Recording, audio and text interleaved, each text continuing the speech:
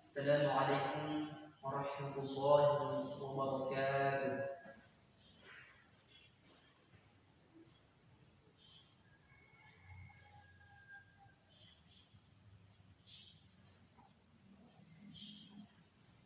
Innal hamdalillah nahmaduhu wa nasta'inuhu wa nastaghfiruh wa na'udzu billahi min shururina wa min sayyiati a'malina. Man yahdihillahu fala mudilla lahu wa man yudlilhu fala hadiya lahu. Asyhadu an la ilaha illallah wa asyhadu anna Muhammadar Rasulullah. Allahumma shalli ala sayyidina Muhammad wa ala alihi wa sahbihi wa man tabi'ahum bi ihsan ila yaumiddin. Amma ba'd. Allah Ta'ala fi kitabil karim, a'udzu billahi minasyaitonir rajim. Ya ayyuhalladzina amanu taqullaha haqqa tuqatih wa la tamutunna illa wa antum muslimun.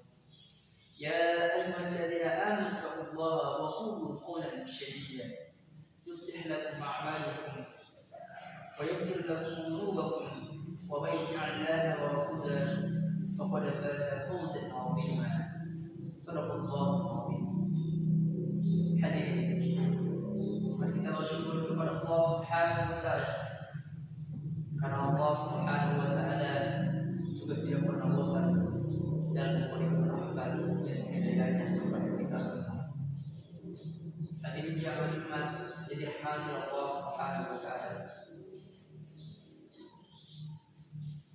Hal yang kita syukuri adalah yang pada siang hari ini Allah Subhanahu wa taala masih memberikan kita kesehatan, nikmat sehat, yang betapa banyak orang dosa yang masih sehat, akan tetapi mereka tidak dihadirkan oleh Allah Subhanahu wa taala di masjid tempat dia untuk menunaikan kewajibannya.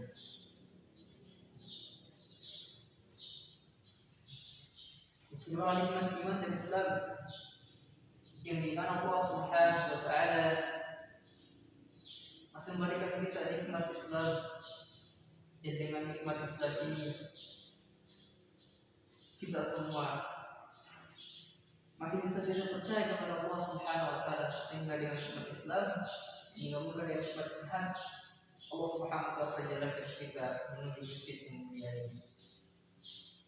Karena betapa banyak orang di luar sana yang hidup sampai sekarang, yang masih sehat sampai sekarang, akan tetapi Allah Subhanahu wa taala telah mencabut iman dalam diri mereka. Dan inilah hanya yang patut kita syukuri, bahwasanya Allah Subhanahu wa taala memberikan kita nikmat sehat dan nikmat iman Islam. Yang dengan nikmat iman Islam itu kita masih bisa sempat bersujud untuk membuktikan ketakwaan kita kepada Allah Subhanahu wa taala. Salam beserta salawat kepada junjungan kita Nabiullah Muhammad sallallahu alaihi wasallam, yang dimana Allah dan para malaikatnya juga bersalawat kepada beliau. Maka pantas kita sebagai umatnya juga mengucapkan salam hormat kepada beliau, keluarga dan sahabat-sahabatnya. Suatu ketika Rasulullah sallallahu alaihi wasallam pergi berdakwah di Bukit Taif. Akan tetapi Rasulullah SAW mendapatkan perlakuan yang hebat, yang luar biasa, yang keterlaluan. Jadi Rasulullah SAW tidak hanya dilempari cacian, akan tetapi Rasulullah SAW dilempari dengan batu sampai darahnya muncul di tubuhnya. Ketika Rasulullah SAW beristirahat di suatu pohon, maka datanglah malaikat yang berkata kepada Rasulullah, jika kau ingin akan mentimpakan dua gunung ini kepada orang-orang yang telah melamparimu, menghinamu. Tapi apa kabar kata Rasulullah SAW? Rasulullah SAW mengatakan, jangan, karena boleh jadi di rahim mereka nanti akan keluar orang yang menyebutkan kalimat La ilaha illallah. Lalu kan Rasulullah SAW berdoa dengan doa yang sangat tinggi. Dia mengatakan,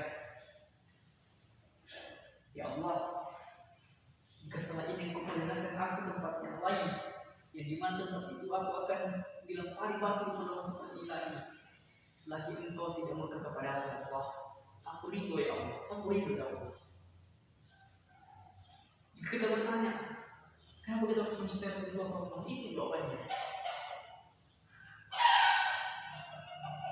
Sampai Rasulullah SAW ketika akhir hidupnya, Rasulullah SAW masih memikirkan kita umat.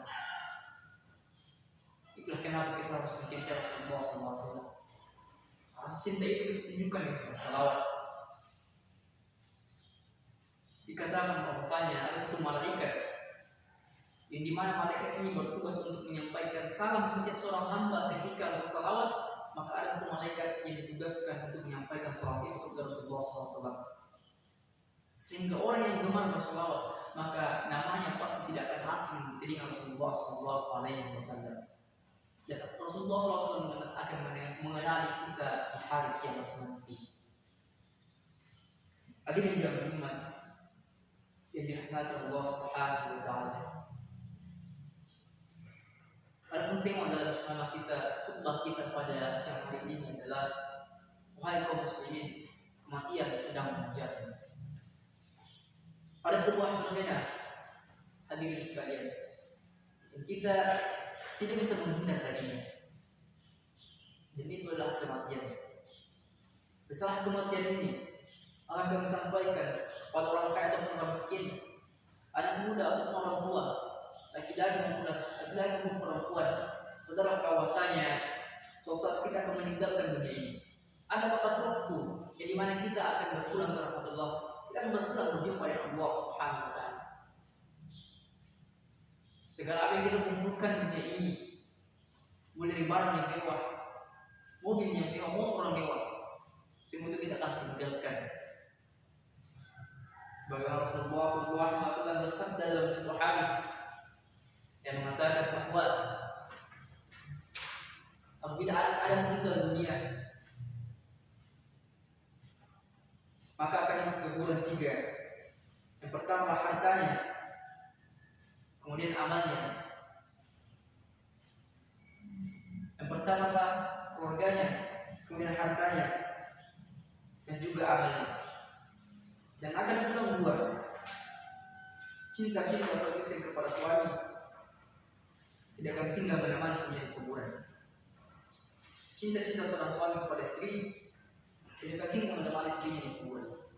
Begitu pula anak-anak kita, teman-teman kita, keluarga kita semua meninggalkan kita. Begitu pula harta kita, mobil mewah hanya bisa diparkir di kolong kuburan. Semua itu akan pulang, hanya akan menjadi harta warisan.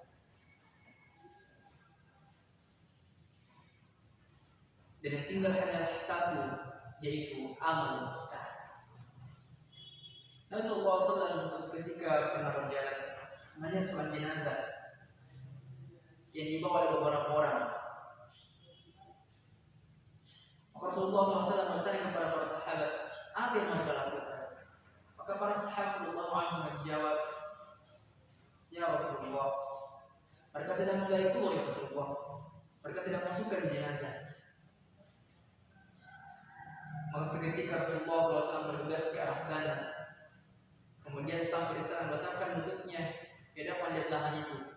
Sesampai saya di sana kata kedua istri, sampai saya di sana, saya melihat, saya bertanya, kenapa ya Rasulullah?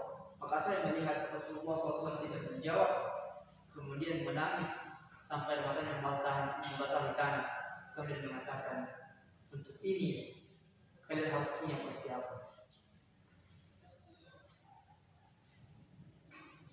Maka hadirin jamaah Jumat rahmat Allah Subhanahu wa Ta'ala, mari kita dengarkan dan renungkan firman Allah Subhanahu wa Ta'ala dalam surat Al-Baqarah yang kekal di halaman orang iman. Dalam ayat Allah Subhanahu wa Ta'ala berfirman, "Wattaqu yawman turja'una fihi ila Allah, tsumma tuwaffa kullu nafsin ma kasabat wa hum la yuzlamun." Dan takutlah hari pada ketika kamu semua dikembalikan kepada Allah, kemudian setiap orang diberi balasan yang sempurna sesuai dengan apa yang mereka lakukan, dan mereka tidak diberi. Tapi dia tidak begitu rahmat Allah Subhanahu wa taala. Kalau hari ini kita melihat teman-teman kita semuanya dibungkus dengan kain kafan, sebagaimana yang mungkin pernah kita lakukan, dipikul ke dalam jenazah. Saudara bahwasanya suatu saat kita yang akan dipikul, kita yang akan dibungkus di dalam jenazah itu. Teman-teman sekalian yang masih mau sholat sebelum kita disolati, banyak orang yang meninggalkan saat pertama itu pada keutamaan sangat besar, dan mereka menunggu untuk disolati ketika sudah meninggal dunia di saat pertama, dan itulah sebuah kerugian. Saudara-saudara muslimat, mati adalah fenomena yang tidak bisa dihindari. Allah Subhanahu wa taala berfirman dalam surah Al-Baqarah ayat 315. Allah Subhanahu wa taala berfirman bahwasanya kullu nafsin dha'iqatul maut wa innama tuwaffa ujurakum yawmal qiyamah faman zuhziha 'anil nas faqad faza wa udkhila al-jannata faqad faza wa mal hayatud dunya illa mata'ul ghurur.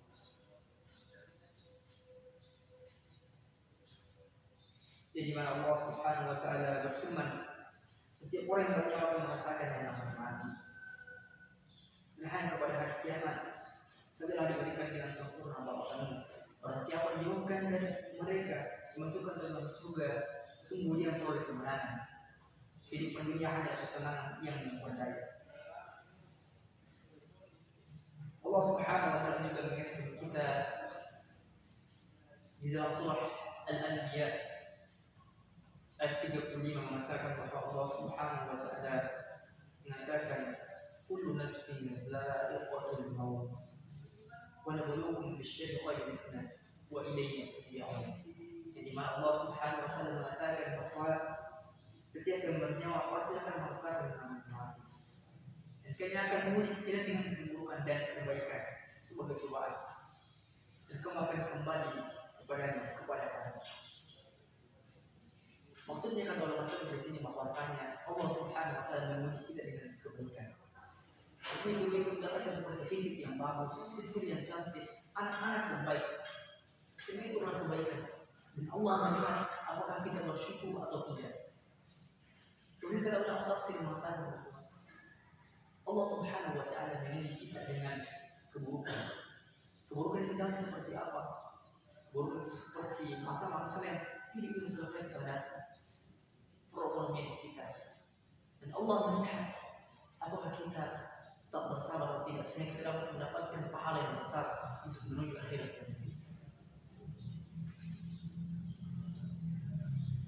Rasulullah SAW mengatakan, kata dengan maut jatuh, cukuplah mati itu menjadi pengingat bagi seorang. Saudara-saudara yang betapa banyak orang yang masih muda, masih anak-anak akan tetap bisa dipanggil oleh Allah Subhanahu wa taala. Artinya bahwa Allah tidak memandang umur orang-orang yang akan meninggal. Ketika orang itu dinyatakan hidup, maka orang itu sendiri akan divonis mati.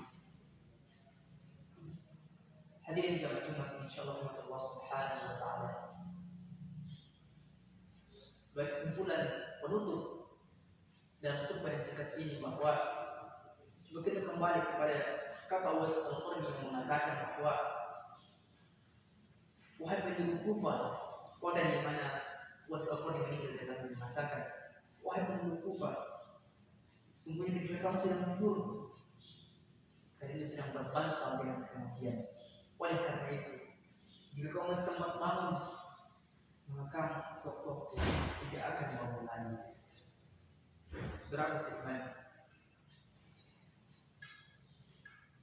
maka jelas seperti Bilal. Ketika ditanya, wahai Bilal, apa pendapatmu tentang kematian? Maka Bilal menjawab, marhaban bil maut, selamat datang kematian. Apa yang perlu dia lakukan? Bahwa dalam kehidupannya dia selalu berbuat baik. Itulah kenapa bila kita ditanya apa pendapatmu tentang kematian, maka dia mengatakan bahwa marhaban bil maut, selamat datang kematian. بارك الله لي ولكم في القرآن العظيم ونفعنا وإياكم بما فيه من الآية والذكر الحكيم وتقبل مني ومنكم تلاوته إنه هو السميع العليم.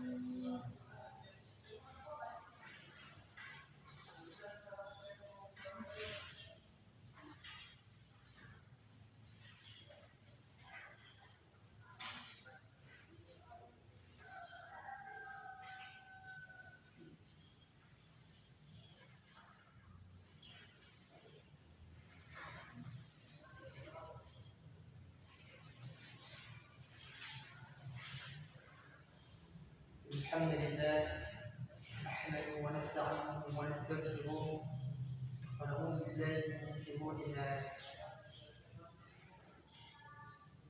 ومن سيئات أعمالنا من يهده الله فلا مضل له ومن يضلل فلا هادي له وأشهد أن لا إله إلا الله وأشهد أن محمدا عبده ورسوله. اللهم صل على سيدنا محمد وعلى سيدنا محمد والصلاة والسلام على محمد وعلى آله وصحبه أما بعد.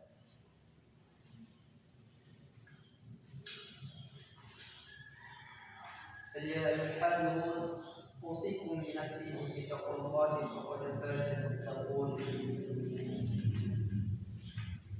قال تعالى في الكتاب الكريم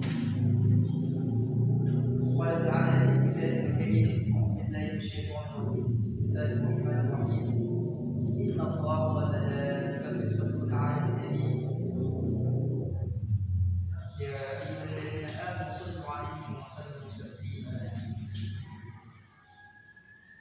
اللهم اغفر للمسلمين والمسلمات والمؤمنين والمؤمنات الأحياء منهم والأموات.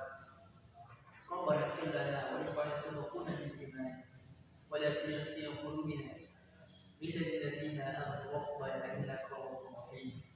ربنا لا تزغ قلوبنا بعد إذ هديتنا وهب لنا من لدنك رحمة إنك أنت الوهاب.